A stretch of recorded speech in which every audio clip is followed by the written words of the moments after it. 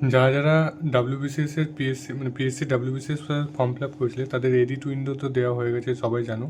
কিন্তু আর একটা নোটিশ এখানে দেওয়া হয়েছে, যেখানে দেখো আমার স্ক্রিনে দেখতে পাচ্ছ যে এখানে বলা হয়েছে যে সমস্ত candidate ST SC OBC A OBC B EWS বা ফিজিক্যাল হ্যান্ডিক্যাপ এবং আরও যে ক্রাইটেরিয়ার মধ্যে পড়ো তাদেরকে তাদের সার্টিফিকেট আপলোড করতে হবে।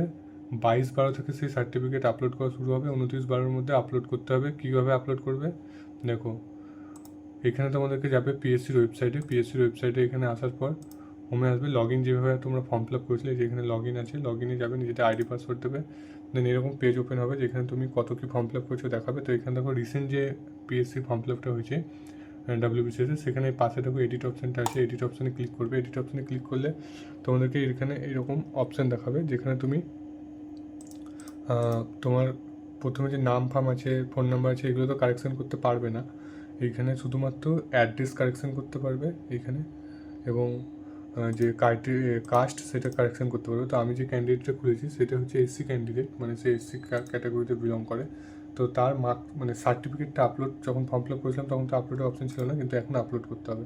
তো এটা আপলোড করার জন্য তোমাদেরকে এদিকে দেখো বাঁ দিকে আদার্স অপশান আছে, এই আদার্স অপশানে ক্লিক করবে। আদার্স অপশানে ক্লিক করার পর একদম নিচের দিকে চলে যাবে, দেখো এখানে একটা অপশান আছে upload your caste certificate in PDF 180 কেবির মধ্যে। ম্যাক্সিমাম 180 কেবি হতে হবে, তার উপরে হলে হবে না।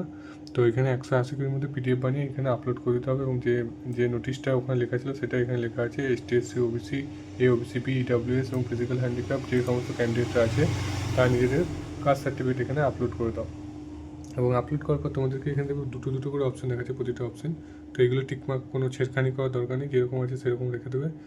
যদি কিছু মনে হয় যে এখানে কিছু দেখাচ্ছে না, সেগুলো তোমরা চেঞ্জ করে নিতে পারো, বা টিকমার্ক করা থাকলে টিকমার্ক করে নিতে পারো। তো আমি দেখো এখানে এডুকেশনে